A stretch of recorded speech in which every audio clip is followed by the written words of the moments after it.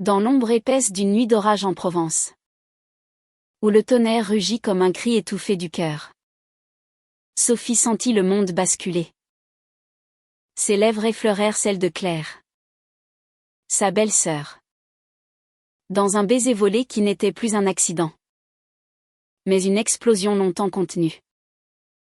Et dans ce silence chargé de vérité, entre les éclairs qui illuminaient leurs visages trempés de larmes et de pluie, Sophie comprit que l'amour n'obéit à aucune loi, sinon celle du désir pur et impitoyable. Sophie avait toujours su que la vie en France, cette terre de passion feutrée et de révolution intime, cachait des abysses sous ses champs de lavande et ses boulevards parisiens. À 28 ans, elle était une Parisienne typique, élevée dans le quartier du Marais, où les cafés bruissaient de confidences lesbiennes et hétéros entremêlées. Elle avait fui la capitale pour les collines provençales après son mariage avec Antoine, l'aîné de la fratrie Laurent. Antoine, cet homme solide comme un chêne du Luberon, ingénieur en vin à Avignon, l'avait emporté dans sa maison familiale perchée sur une colline près d'Aix-en-Provence. C'était une bâtisse ocre aux volets bleus, entourée de vignes et d'oliviers centenaires, où le vent du Mistral portait les parfums de thym et de regrets inavoués. Mais ce soir-là, l'orage avait tout changé. Antoine était parti pour un salon à Bordeaux, laissant Sophie seule avec Claire, sa belle-sœur de 26 ans, qui venait d'arriver de Lyon pour un week-end censé être familial. Claire, cette beauté androgyne aux cheveux noirs coupés au carré, aux yeux bleus comme l'eau du Rhône, jurait être hétéro depuis l'adolescence. Elle collectionnait les amants comme on cueille des figues mûres, des artistes éphémères, des musiciens de jazz lyonnais, des profs d'université aux discours enflammés sur Sartre et Beauvoir. Je suis faite pour les hommes, Sophie, lui avait-elle lancé un soir, un verre de rosé à la main. Les joues rosies par l'alcool et peut-être autre chose. C'est comme ça. Point final. Pourtant, dans ces silences, Sophie avait perçu les fissures, les regards trop longs sur les courbes des femmes dans les rues, les excuses pour éviter les fêtes où les couples s'enlaçaient sans distinction de genre. L'orage avait éclaté sans prévenir, comme ces tempêtes méditerranéennes qui transforment les routes en torrents de boue. Claire, venue en voiture pour fuir un chagrin d'amour avec son dernier conquérant, un sculpteur infidèle nommé Julien, s'était retrouvée piégée à la maison. La ligne téléphonique coupée, les lumières vacillantes. Elle s'était réfugiée dans le salon aux murs tapissés de livres jaunis par le temps, des volumes de Colette, de Proust, ces auteurs qui disséquaient les amours interdites avec une précision chirurgicale. Sophie alluma des bougies, leurs flammes dansant comme des cœurs affolés. On est coincé ici jusqu'au matin, murmura-t-elle, versant du vin dans des verres en cristal taillé. Claire hocha la tête, ses lèvres pincées, mais ses yeux trahissaient une faim qu'elle ne nommait pas. Assise sur le vieux canapé en velours usé, face à la cheminée où crépitait un feu mourant, elles parlèrent d'abord de tout et de rien. De la famille Laurent, ces Provençaux fiers qui cultivaient la terre depuis des générations, cachant sous leurs sourires bourrus les drames enfouis. La mère, Élise, une veuve aux mains calleuses qui tricotait des écharpes en laine pour masquer ses solitudes. Le père, décédé trop tôt d'un cancer, laissant un vide que les vins fins ne comblaient pas. Antoine, l'aîné, était le pilier, travailleur acharné, amoureux transi de Sophie depuis leur rencontre lors d'un festival de jazz à Juan-les-Pins. Mais Claire était la rebelle, la Benjamine qui avait fui le domaine familial pour Lyon, ville des lumières industrielles et des nuits folles. où elle enseignait la littérature française à des étudiants avides de révolte. Tu sais, Sophie, dit Claire d'une voix rauque, le vin aidant à briser la glace. J'ai toujours envié ta force. Toi, avec Antoine. Vous êtes comme un tableau de Renoir, serein. Passionné. Vrai. Sophie rit doucement. Mais son cœur se serra. Sereine. Elle qui, depuis 2 ans de mariage, sentait un vide grandir en elle. Un appel à quelque chose de plus sauvage. De plus féminin. Elle avait aimé les femmes avant Antoine, une brève idylle avec une galeriste à Paris. Un été de baisers volés sous les ponts de la Seine. Mais la société. Cette France progressiste en surface. Avec ses prides colorées et ses lois égalitaires. Murmurait encore des jugements, et les enfants. Et la famille. Antoine. Si gentil. Si conventionnel. Ignorait tout de ce passé. L'orage redoubla. Un éclair zébrant le ciel. Projetant des ombres spectrales sur les murs. Claire sursauta. Sa main effleurant celle de Sophie. Un contact électrique. Fugace. Mais suffisant pour que le silence s'installe. Lourd comme une promesse. Désolé. Murmura Claire. Retirant sa main trop vite. Mais Sophie la retint. Doucement. Ses doigts s'entremêlant aux siens. Ne sois pas. Raconte-moi. Claire. Pourquoi Julien t'a-t-il brisé cette fois? Les mots sortirent en cascade, les mensonges du sculpteur. Ses aventures avec une muse plus jeune. Les nuits où Claire s'était sentie invisible. Un objet parmi d'autres. Je croyais que c'était l'amour. Sophie. Mais c'était juste. De la peur. Peur d'être seule. Peur de regarder en face ce que je ressens vraiment. Le feu dans la cheminée s'éteignit presque. Ne laissant que des braises rougeoyantes. Sophie se leva pour raviver les flammes. Son chemisier collant à sa peau moite de chaleur et d'angoisse. À cet instant. Dans la lueur orangée. Claire la vit vraiment, cette femme qu'elle avait toujours admirée de loin. Sœur de cœur plus que belle-sœur. Avec sa grâce naturelle. Ses courbes douces sous le tissu fin. Ses yeux verts qui semblaient lire les âmes. Un vertige la saisit. Sophie. Et si je te disais que je ne sais plus qui je suis? Les mots étaient un aveu. Un fil tendu entre elles. Sophie se tourna. Le tisonnier en main. Le cœur battant la chamade. Alors. Dis-le-moi. Ici. Dans cette nuit. Il n'y a que nous. Pas de jugement. Pas de Provence qui nous étouffe avec ses traditions. Claire se leva à son tour. Approchant d'un pas hésitant.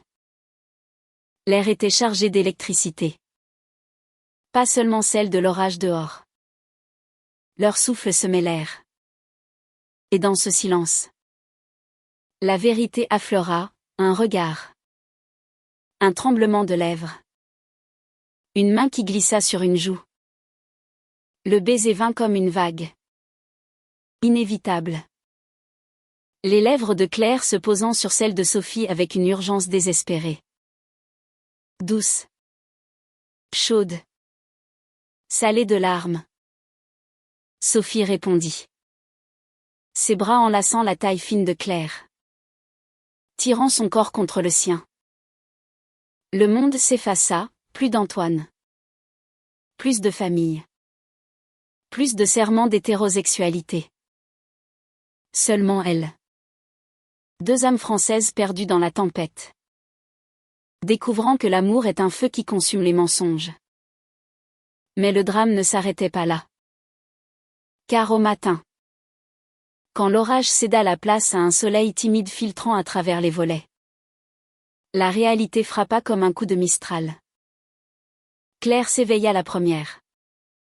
Nue sous les draps froissés de la chambre d'amis. Le corps de Sophie lové contre le sien. La panique la saisit, que avons-nous fait? Murmura-t-elle, repoussant doucement l'étreinte. Sophie ouvrit les yeux.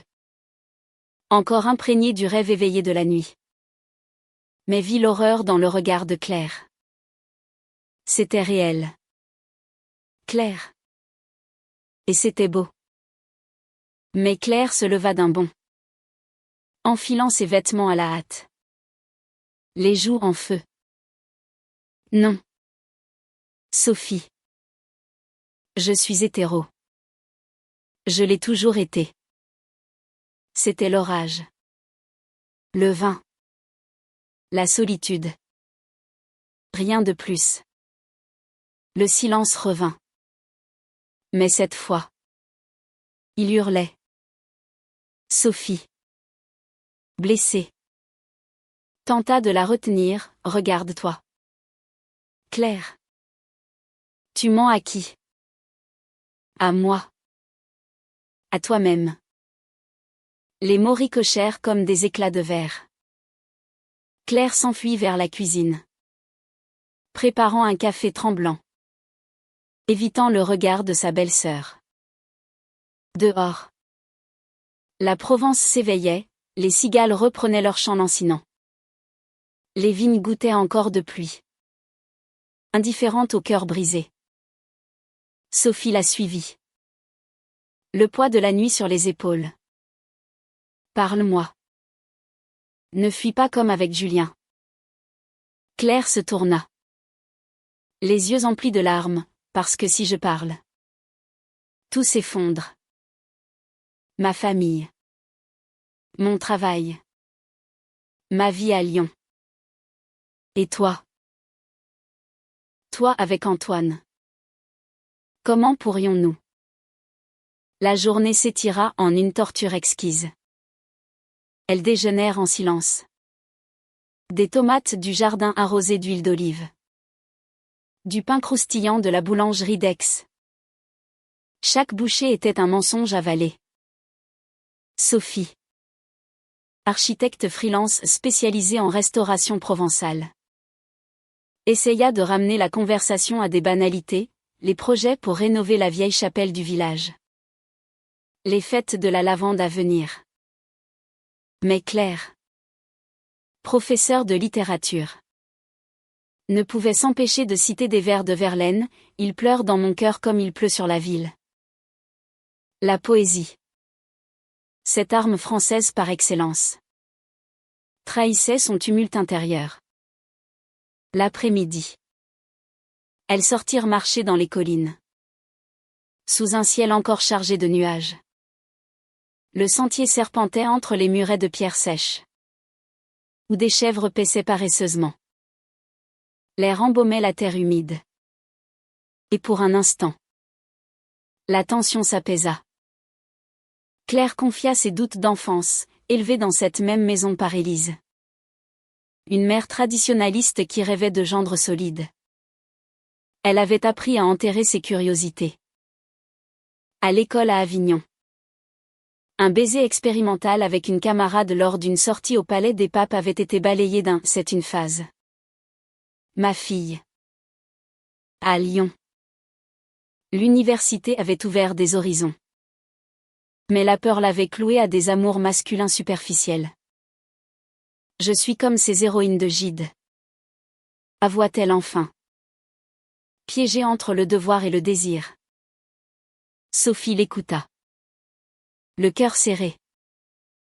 Elle-même avait lutté, sa famille parisienne. Plus libérale.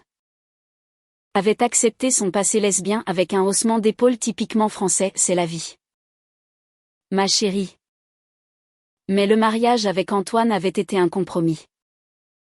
Une quête de stabilité dans un monde qui valorise les unions normales. Et si on arrêtait de se mentir? Proposa Sophie, s'arrêtant près d'un olivier tordu par les vents. Elles s'assirent sur l'herbe, leurs épaules se frôlant. Claire hésita, puis posa sa tête sur l'épaule de Sophie. J'ai peur. Sophie. Peur de tout perdre. Le soir tomba comme un rideau de velours. Antoine appela enfin. Sa voix grésillante annonçant son retard, un accident sur l'autoroute. Je rentre demain soir. Soulagement et culpabilité se mêlèrent.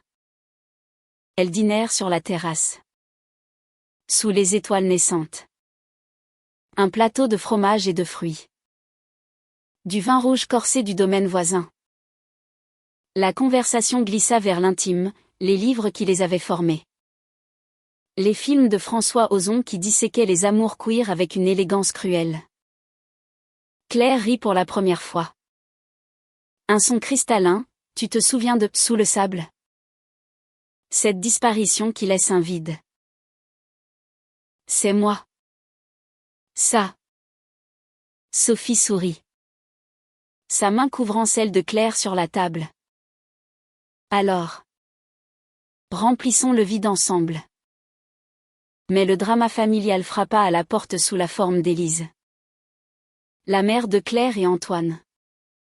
Alertée par un appel de la voisine sur l'orage, débarqua sans prévenir. Son chapeau de paille cabossé et son panier de légumes du marché. Mes filles. Vous avez eu peur. Hein? S'exclama-t-elle, embrassant Sophie sur les deux joues avant de scruter Claire d'un œil suspicieux. Élise, 55 ans, était l'incarnation de la Provence bourgeoise, veuve depuis 10 ans. Elle gérait le domaine avec une poigne de fer, citant Mistral pour justifier ses conservatismes. Claire, ma rebelle. Toujours à compliquer les choses avec tes idées lyonnaises. Le dîner improvisé tourna au interrogatoire voilé, quand Claire épouserait-elle un bon garçon?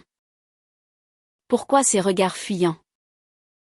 Sophie intervint, défendant Claire avec une ferveur nouvelle, maman Élise. L'amour n'est pas une recette provençale.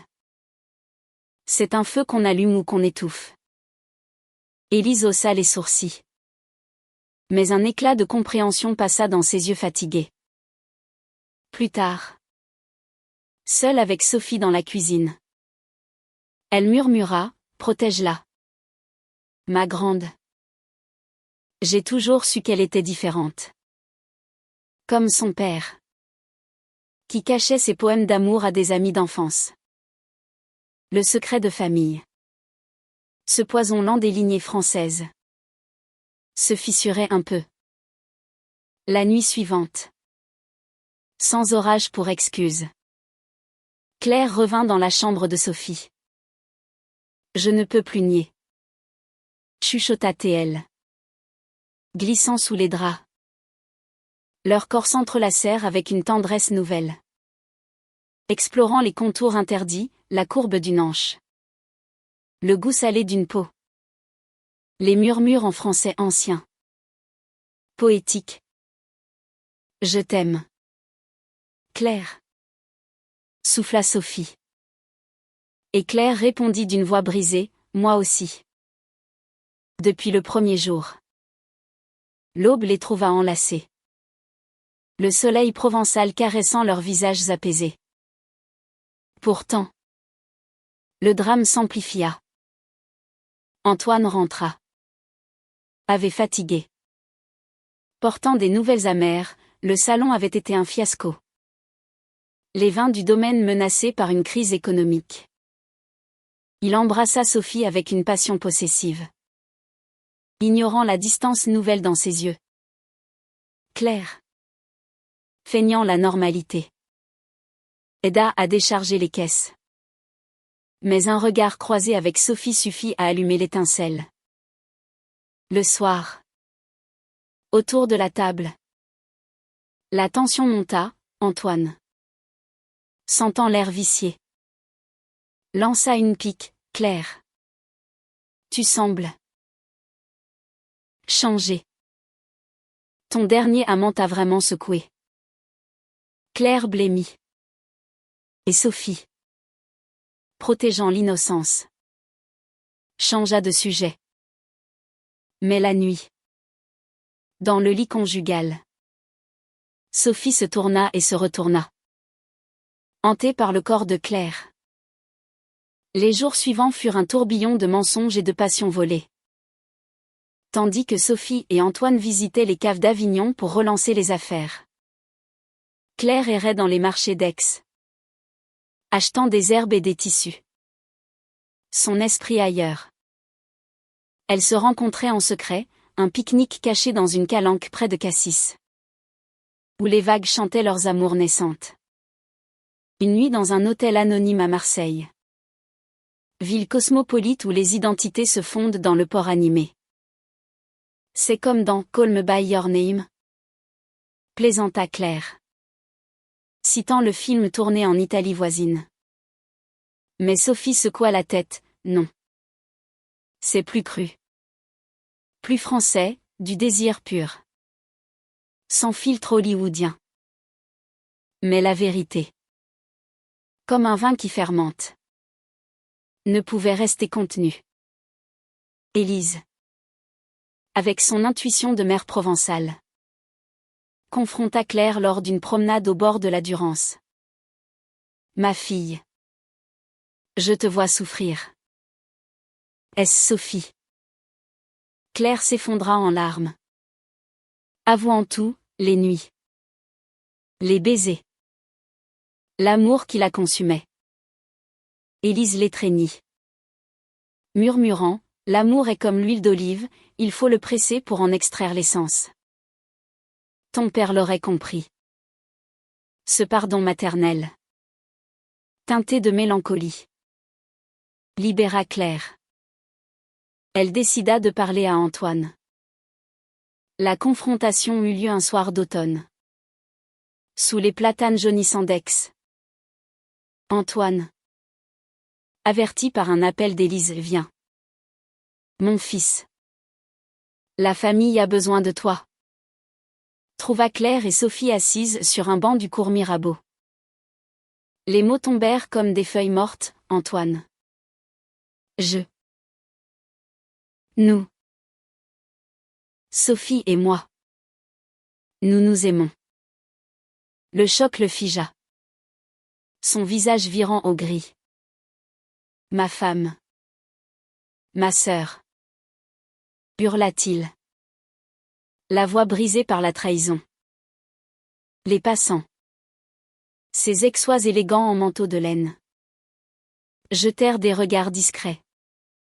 Mais la France, terre de drames théâtraux, respecta le silence.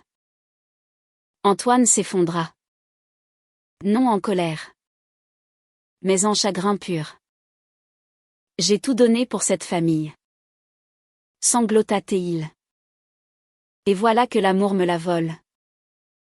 Sophie, déchirée, expliqua, ce n'est pas un vol. Mon amour, c'est une révélation. J'ai essayé d'être la femme que tu voulais. Mais mon cœur bat pour elle. Claire, forte désormais, ajouta, pardonne-moi. Frère, j'ai juré être hétéro pour te protéger. Pour protéger nous tous. Mais le silence a parlé. Les semaines suivantes furent un chaos émotionnel. Antoine quitta la maison pour un appartement à Avignon. Consultant un thérapeute, ces séances confidentielles si françaises, où l'on dissèque l'âme avec un café à la main. Élise, pilier inattendu, organisa des dîners familiaux tendus mais nécessaires, où le pastis coulait pour adoucir les mots durs. La vie est un opéra, disait-elle. Plein d'arias et de silence. Claire et Sophie, enfin libres, explorèrent leur amour ouvertement, des promenades main dans la main à Paris, où le Marais les accueillit comme des reines. Des week-ends à Lyon, où Claire présenta Sophie à ses collègues, brisant les chaînes de la peur. Pourtant, le drama culmina lors de la fête de la lavande. Ce rituel provençal où les champs violets s'offrent au regard. Antoine réapparut. Sobre. Les yeux rougis. J'ai compris, dit-il simplement, serrant Claire dans ses bras. Vous êtes ma famille.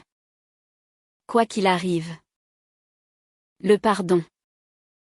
Lent comme un coucher de soleil sur le Luberon. C'est là leur lien. Sophie et Claire, sous les étoiles parfumées, s'embrassèrent sans peur, leur corps fusionnant dans une danse éternelle. Et dans ce silence final, la vérité n'était plus un fardeau, mais une lumière. L'amour lesbien. En cette France de contrastes progressistes et traditionnalistes, avait triomphé non par scandale, mais par humanité brute, l'acceptation de soi. Le courage d'aimer au-delà des serments brisés. Sophie murmura à Claire. Alors que l'aube pointait, nous sommes entières. Maintenant. Et Claire, les yeux brillants, répondit, oui. Ma belle-sœur. Ma tout.